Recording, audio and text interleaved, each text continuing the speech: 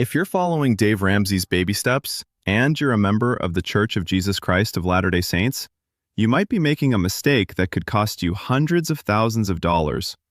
Look, Dave Ramsey has helped millions of people get out of debt. The guy's a legend. But here's what nobody's talking about. Dave doesn't pay tithing.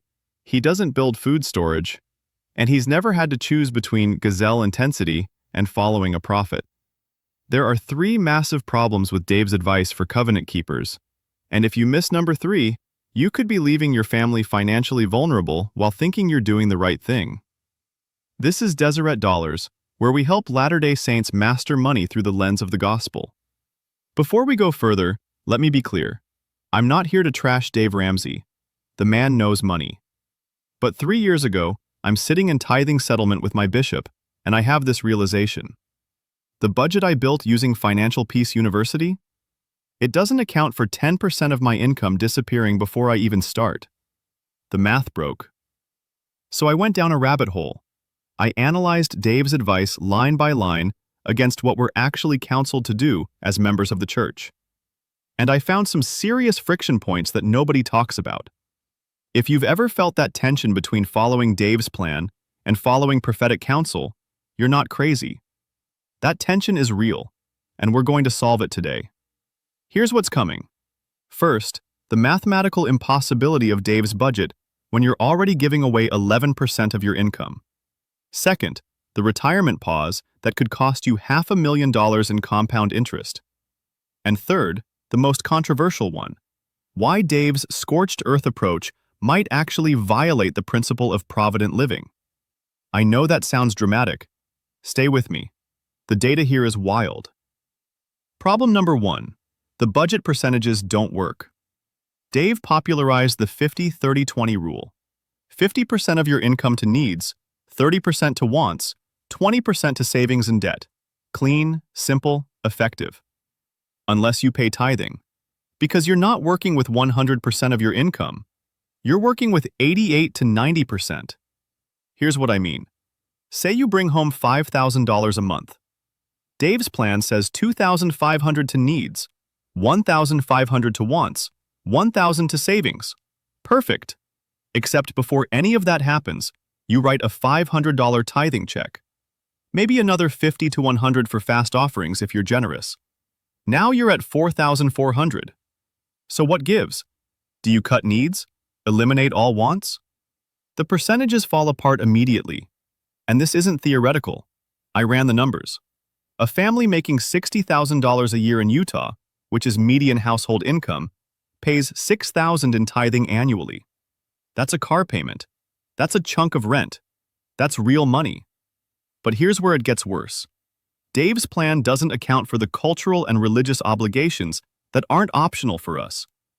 Sunday clothes for a family with 6 kids? Not negotiable. You can't show up to church in ratty t-shirts. Hosting missionaries for dinner? That's service, not a want. Youth camp, trek, EFY? That's $500 to $800 per kid. For Dave Ramsey, charitable giving is optional and variable. For us, it's fixed and non-negotiable. That fundamentally changes the math. So what do you do instead? Simple. Build your budget from 90% of your income from day one. Don't try to retrofit Dave's percentages. Start honest. Tithing and offerings off the top, 10 to 12%. Then, food storage as a line item.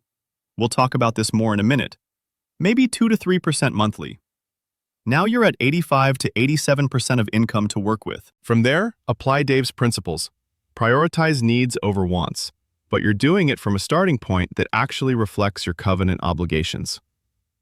Problem number 2, and this is the big one, the retirement pause. Dave's Baby Step 4 says while you're paying off debt, you pause all investing. No 401k, no Roth IRA, nothing. Gazelle intensity. Attack the debt with everything you've got. I get the logic. The average credit card charges 22% interest. The S&P 500 averages maybe 10%. Mathematically, it makes sense to kill the 22% drain before building the 10% gain. But here's what Dave doesn't tell you. The opportunity cost of pausing retirement for 2, 3, Even 5 years while you're in baby step 2? Devastating. Let me show you the math, because this hurts. You're 30 years old. You have $40,000 in debt. Following Dave's plan, you pause your $500 monthly retirement contribution and throw it at the debt. You're debt-free in 4 years. Awesome, real win. But here's what you lost. $500 a month invested from age 30 to 34 at 7% return, compounded until you're 65, would have grown to about $185,000. You just sacrificed nearly $200,000 in retirement wealth to follow the plan. Now, Dave would say, yeah, but once you're debt-free, you can invest more aggressively. True, but you can never get back those early years. Compound interest isn't about timing the market, it's about time in the market. And here's the LDS specific problem. We're counseled repeatedly to be self-reliant, especially in our senior years. The church isn't going to fund your retirement. The bishop's storehouse can't write you a $4,000 monthly check so you can serve a senior mission. Elder Hales said it directly. Obtain a good education, work hard, and manage your personal finances wisely. Managing wisely means balancing debt reduction with building your long-term asset base. So here's my contrarian take, and Dave would scream at me for this. Don't pause your retirement completely. If your employer offers a 401k match, keep contributing at least up to the match. That's free money, a 100% return. It's mathematically insane to leave that on the table to pay down a 15% car loan. Should you pause extra contributions beyond the match? Maybe. If you're drowning in 24% credit card debt, absolutely attack that first. But don't zero out retirement entirely. And here's the thing. Tithing already taught you how to do this. You don't say, well, I have debt, so I'll pause tithing until I'm stable. No, you pay tithing first, then figure out the rest. Apply that same principle to retirement. Contribute something, even if it's small. Then attack the debt with what's left. Final problem, and this is the controversial one. Dave's scorched earth approach to cutting your budget can actually violate the principle of provident living. Here's what I mean. When you're in baby step 2, Dave says cut everything. No restaurants, no vacations, no cable. Sell the car. Rice and beans, beans and rice. Get mad at the debt. I respect the intensity. Debt is bondage. I get it. But here's where it breaks down for Latter-day Saints. We're counseled to be provident, not extreme. Provident means wise, prudent, balanced. It doesn't mean living like you're in poverty when you're not. President Hinckley said, establish a budget and live within it. He didn't say, live in your car and eat ramen for 3 years. Real example.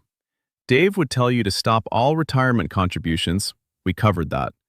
But he'd also tell you to pause building food storage because that's spending money you don't have. Wait, the First Presidency and Quorum of the 12 have counseled us for decades to maintain the year's supply. President Nelson reiterated it just a few years ago. That's not a suggestion. That's prophetic direction. So now you're stuck. Do you follow Dave Ramsey's financial advice? Or do you follow President Nelson's counsel? Here's the thing. Food storage isn't just a religious obligation. It's financial wisdom. If you buy a year's supply of wheat, rice, and beans today, and food inflation runs 10% next year, you just earned a 10% return on that investment with zero market risk. You're hedging against inflation. That's completely rational. And beyond food storage, there are cultural and religious expenses Dave's Scorched Earth plan doesn't account for. Your son gets his mission call. You need suits, luggage, a watch, scriptures. That's $2,000 to $3,000 up front, plus $400 to $500 a month for 2 years. Dave would say, don't send him. You have debt. That's not an option for us. That mission is a commandment and a cultural expectation. Or temple trips. If you live in rural Idaho and the nearest temple is 4 hours away, you're spending money on gas, hotels, maybe meals. Dave would say that's a luxury you can't afford. But attending the temple regularly isn't a luxury. It's a covenant. So yes, cut unnecessary spending. Stop the daily lattes.